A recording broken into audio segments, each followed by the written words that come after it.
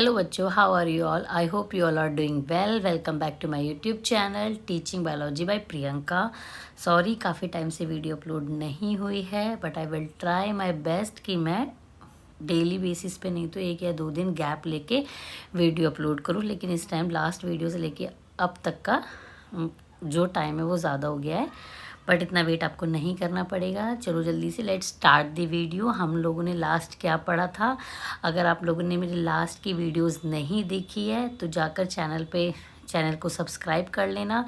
वहाँ पर मैंने पार्ट 1, पार्ट 2, पार्ट 3 करके वीडियोस अपलोड करी हुई है। टॉपिक वाइज भी डाला हुआ है, प्लेलिस्ट भी मैंने क्रिएट कर दी है। तो आप जाके chapter number 8 cell structure and function की वीडियोस देख सकते हैं। तो आज मैं 4th पार्ट अपलोड करूँगी, तो उसके बारे में डिस्कस करते हैं। आगे की चीज़ें पढ़ते हैं। क्या मेरा रह गया था? लास्ट हमने पढ़ा था प्लाज्मा मेम्ब्रेन के बारे में। आज हम पढ़ेंगे सेल वॉल, और हम आज ही नया टॉपिक स्टार्ट कर लेंगे सेम वीडियो में, एंडोमेम्ब्रेन सिस्टम, जिसमें हम एक ऑर्गेनल्स के बारे में ज़रूर कवर करेंगे। ठीक है, चलिए टाइम ना वेस्ट करते हुए हम लोग स्टार्ट करते हैं। What is cell wall? क्योंकि सेल वॉल के बारे में हमें थोड़ा बहुत पता होना चाहिए कि भाई सेल वॉल क्या होता है। तो अब सेल वॉल के बारे में, जब सेल वॉल का नाम आ जाए कि सेल वॉल क्या है, तो आपको पता होगा कि सेल वॉल किस में प्रेजेंट होती है। एक तो हमने किस में पढ़ा था भाई, एक होती है प्रोकैरियोट्स में प्रेजेंट होती है सेल वॉल, ये हम लोग जानते हैं। और सेकंड हम जानते हैं प्लांट सेल में। एनिमल सेल में सेल वॉल नहीं प्रेजेंट होती, ठीक है, only in prokaryotes and plant cell. तो अब सेल वॉल होती है भाई, उसका स्ट्रक्चर कैसा होता है, उसका फंक्शन क्या होता है, वो सारी चीज़ें हम लोग डिस्कस कर लेते हैं यहाँ पर। तो as you may recall living, मैं देखो एग्जैक्ट आपको वही एक्सप्लेन कर रही हूँ जो आपके एनसीईआरटी में है, और भी चीज़ें हम लोग ऐड ऑन करते चलेंगे टाइम टू टाइम, बट अभी एनसीईआरटी हम लोग लाइन टू लाइन एनसीईआरटी में आपको एक्सप्लेन कर रही हूँ। ठीक है, इसके बाद जब हमारा चैप्टर फिनिश हो जाएगा, हम लोग PYQs भी ट्राई करेंगे, तो इससे हमें एक चीज़ और एस्टिमेट निकल आएगी कि भाई हमने लाइन टू लाइन एनसीईआरटी पढ़ी तो कितने हम क्वेश्चन, इससे हम कितने क्वेश्चंस निकाल पा रहे हैं, ये भी हमें पता चल जाएगा जब हम लोग PYQs करेंगे। तो चलो अभी PYQs में टाइम है, बट अभी हम एनसीईआरटी कंप्लीट करते हैं, लाइन टू लाइन पढ़ेंगे। As you may recall, a non living rigid structure called the cell wall forms an outer covering for the plasma membrane of fungi and plants. ये हम लोग बहुत अच्छे से जानते हैं कि भाई जो आउटर कवरिंग थी, आउटर सबसे आउटर कवरिंग, क्योंकि इसके नीचे क्या है, प्लाज्मा मेम्ब्रेन, ये क्या है, सेल वॉल। सबसे आउटर मोस्ट जो लेयर होती है किसी भी सेल की, उसको सेल वॉल कहा जाता है। ठीक है, तो फंजाई या प्लांट्स में जो भी प्लाज्मा मेम्ब्रेन के ऊपर जो लेयर है, दैट इज सेल वॉल। ये चीज़ हमने पढ़ ली। Cell wall not only give shape to the cell, भाई जैसी वॉल है उसी अकॉर्डिंग अंदर का स्ट्रक्चर भी डेवलप्ड होगा। ऑब्वियसली अगर आप अपना वॉल से समझ लो, अगर आपने सर्कुलर किसी भी रूम की वॉल आपने रेक्टेंगल बनाई है तो वो रूम रेक्टेंगल होगा, स्क्वायर बनाई है तो स्क्वायर होगा। वो एक रूम को या किसी भी चीज़ को शेप दे रहा है, सेम एज इन सेल। ठीक है, उसके साथ साथ ये क्या प्रोटेक्ट कर रहा है, सेल को मैकेनिकल डैमेज से और इन्फेक्शन से भी डैमेज कर रहा है। देखो बिल्कुल cell to cell interaction and provides barrier to undesirable micro molecules. ये क्या कर रहा है, आपको प्रोटेक्शन भी प्रोवाइड कर रहा है। जैसे कि आपका घर वॉल से बना हुआ है भाई, कोई भी आके ऐसे ही नहीं, किसी ने भी डंडा मारा बाहर से दीवार टूट गई, प्रोटेक्शन प्रोवाइड कर रहा है मैकेनिकल। कोई भी इन्फेक्शन मतलब कोई भी कीड़ा मकोड़ा या इस तरीके से कुछ भी आपके घर में घुस के नहीं आ रहा है। जैसे वॉल, आपकी वॉल आपको प्रोटेक्ट कर रही है, आपका घर, सेम ऐसे ही वॉल प्रोटेक्ट कर रही है सेल को।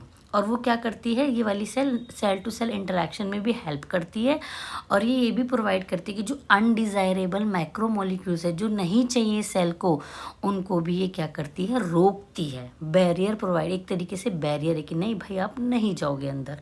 ठीक है, algae have a cell wall, algae have cell wall made of cellulose, galactans, mannans, minerals like calcium carbonate, and while in other plants it is consist of cellulose, hemicellulose, pectins and proteins।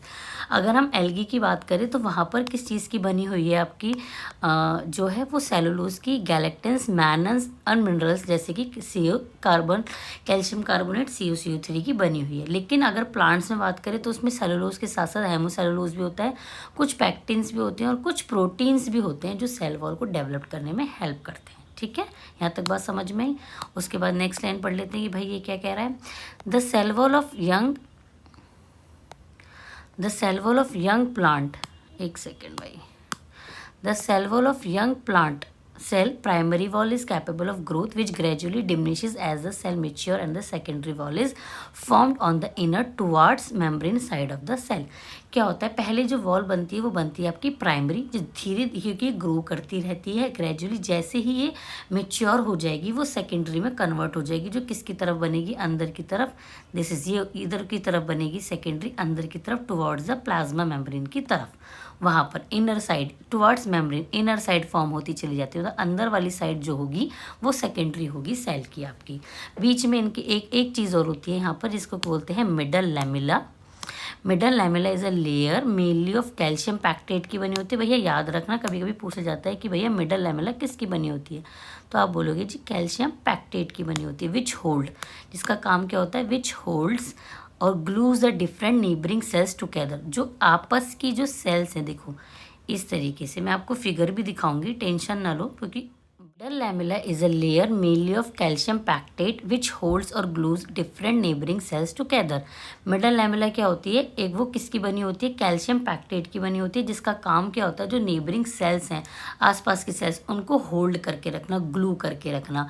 The cell wall and the middle lamellae may be traversed by plasmodesmata which connect the cytoplasm of neighboring cells।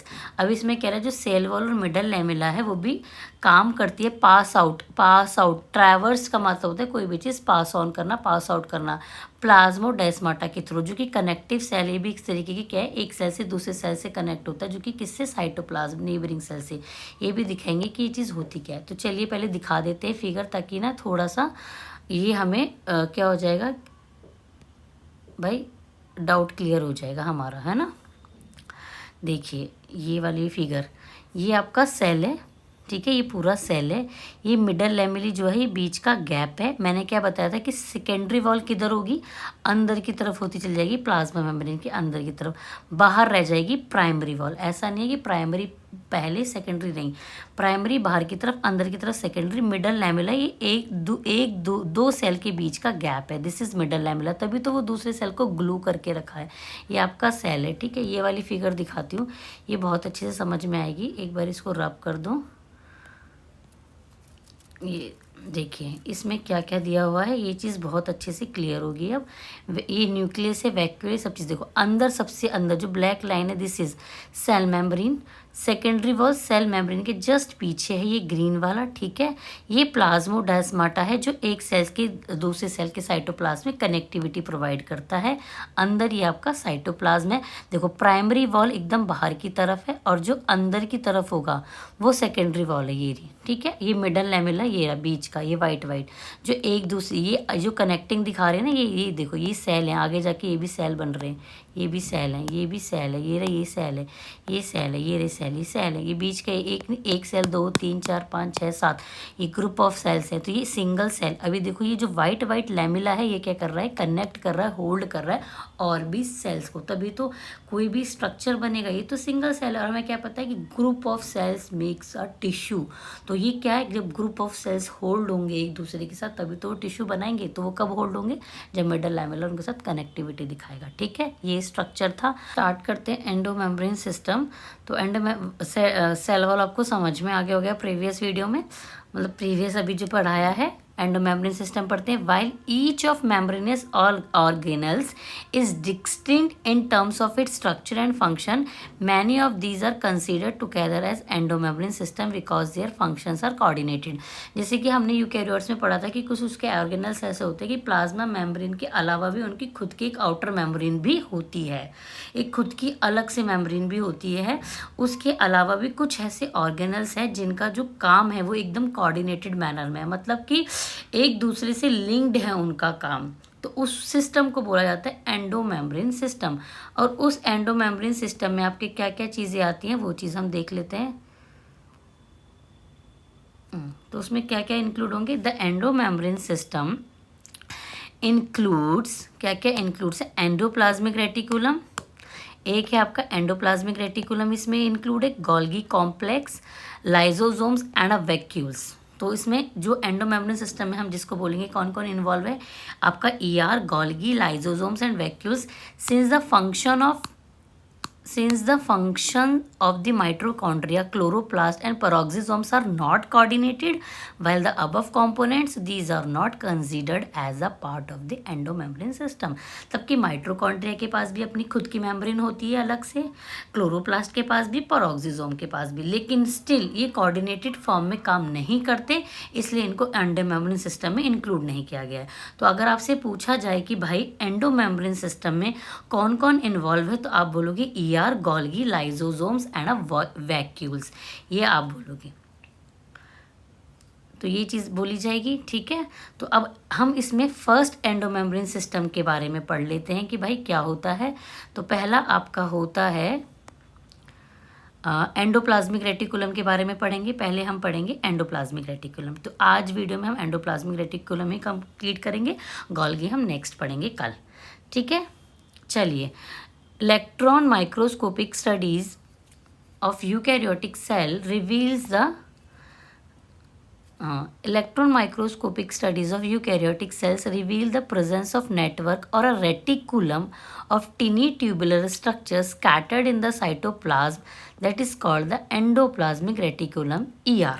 देखो इसमें क्या बोला गया है कि ना जब cell को माइक्रोस्कोप से देखा गया और स्टडी करी फर्दर, तभी तो इसके और ऑर्गेनल्स के बारे में पता चला. तो उसमें एक टिनी ट्यूबुलर स्ट्रक्चर होता है जो कि स्कैटर्ड होता है साइटोप्लाज्म के अंदर. सेल के अंदर इस तरीके से, सेल के अंदर तो साइटोप्लाज्म है, तो अब ये न्यूक्लियस है, न्यूक्लियस के बाहर इस तरीके से एक स्ट्रक्चर होता है ट्यूबुलर, इस तरीके से स्कैटर्ड होता है, स्कैटर्ड, उसी को ही बोला गया है ईआर. टिनी ट्यूब्यूल्स जो हैं स्कैटर्ड होते हैं, फैले रहते हैं. तो hence ER divides the intracellular space into two distinct compartment, that is luminal inside ER और एक्स्ट्रा ल्यूमिनल साइटोप्लाज्म कंपार्टमेंट्स. अब देखो एक तो अंदर का कंपार्टमेंट हो गया जो इसका इनर हो गया, एक बाहर की तरफ हो गया that is extra luminal cytoplasm के अंदर जो कंपार्टमेंट है इसका, तो उसको एक्स्ट्रा अंदर वाले पोर्शन को इनर बोला गया है. ठीक है, अब इसमें एक चीज़ और बताई गई है कि the ER often shows ribosomes attached to their surface. तो the endoplasmic reticulum bearing ribosomes on their surface is called rough endoplasmic reticulum RER. देखो ये जो दिख रहे हैं ना आपको गोलू गोलू से, ये येलो कलर के, दिस इज राइबोसोम्स. ये क्या है आपके राइबोसोम्स हैं. तो राइबोसोम्स का काम बेसिकली क्या होता है, हमने पढ़ा था, इनका काम होता है प्रोटीन की सिंथेसिस करना. तो अगर ER के सरफेस पे आपको राइबोसोम्स मिलेंगे तो उसको RER बोला जाता है, that is rough endoplasmic reticulum. लेकिन अगर राइबोसोम्स नहीं प्रेजेंट होंगे, जैसे कि इस एरिया में राइबोसोम्स नहीं प्रेजेंट है, तो उसको बोला जाता है SER, स्मूथ एंडोप्लाज्मिक रेटिकुलम. और दोनों ही RER और SER का डिफरेंट फंक्शन है. ठीक है, अब देखो यहाँ पर ये एक्सप्लेन भी किया गया है भाई. In the absence of ribosomes they appear smooth और are called smooth endoplasmic reticulum. तो उसको SER बोला गया है. ठीक है, ये चीज़ समझ में आई आप लोगों को. तो चलिए अब इनका काम क्या होता है वो चीज़ भी पढ़ लेते हैं. बहुत स्लोली पढ़ा रहे हैं ताकि आपकी जो चीज़ें हैं वो क्लियर होती चले. तो RER is frequently observe in the cells actively involve in protein synthesis and secretion. RER का काम क्या होता है, इसका काम होता है क्योंकि इसके सरफेस पे राइबोसोम्स प्रेजेंट है और राइबोसोम्स का काम है प्रोटीन को सिंथेसाइज करना. तो इसका मतलब यह है कि RER जो है रफ एंडोप्लाज्मिक रेटिकुलम प्रोटीन को सिंथेसाइज करेगा एंड सिक्रीट करेगा, मतलब प्रोटीन बनाकर ट्रांसपोर्ट करेगा, निकालेगा जिस भी ऑर्गेनल को प्रोटीन की ज़रूरत होगी. They are extensive continuous with the outer membrane of the nucleus. और ये RER क्या है, न्यूक्लियस के बाहर वाली, देखो न्यूक्लियस के जो बाहर वाली लेयर है ना उसके साथ कॉन्टिन्यूस एक्सटेंसिव इन, देखो ये रहा न्यूक्लियस के साथ, जो है न्यूक्लियस के साथ अटैच्ड है, उसके साथ इसका कॉन्टिन्यूस क्या है, एक्सटेंशन है. कॉन्टिन्यूस एक्सटेंशन है इसका. कॉन्टिन्यूस मतलब कनेक्टिविटी इसकी किसके साथ है, आपकी न्यूक्लियस के साथ है. ठीक है, यहाँ तक समझ में आया, ये चीज़ समझ में आई.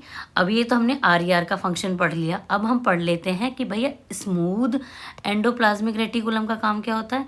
स्मूथ एंडोप्लाज्मिक रेटिकुलम का काम होता है भाई, the smooth endoplasmic reticulum is the major site for synthesis of lipid.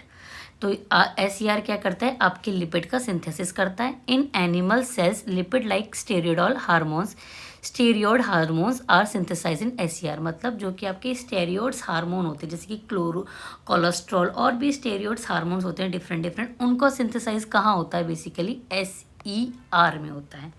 ठीक है, मैंने ना एक शॉर्ट वीडियो भी डाली हुई है यूट्यूब पे, जिसमें ना मैंने एंडोप्लाज्मिक की कुछ मतलब PPTs को कंबाइंड करके छोटी सी वीडियो बनाई हुई है मेरे चैनल पे शॉर्ट में।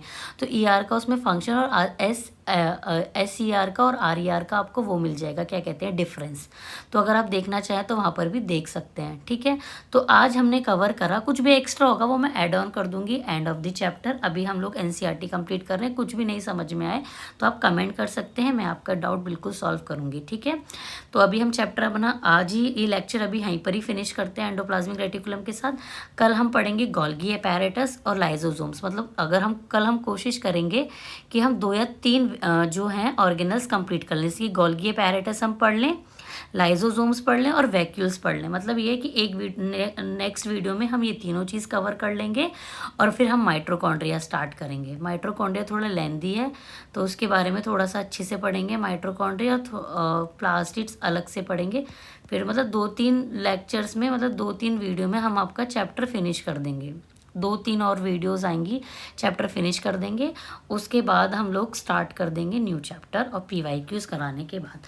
आई होप आपको मेरी वीडियो अच्छी लगी, तो प्लीज़ लाइक करना, कमेंट करके ज़रूर बताना। कमेंट करते हैं तो थोड़ा अच्छा लगता है, मोटिवेशन मिलेगा कि हाँ किसी को समझ में आ रही है वीडियो। तो नेक्स्ट वीडियो में मिलते हैं आपके साथ नए टॉपिक के साथ। स्टे कनेक्टेड और keep learning with us. Thank you.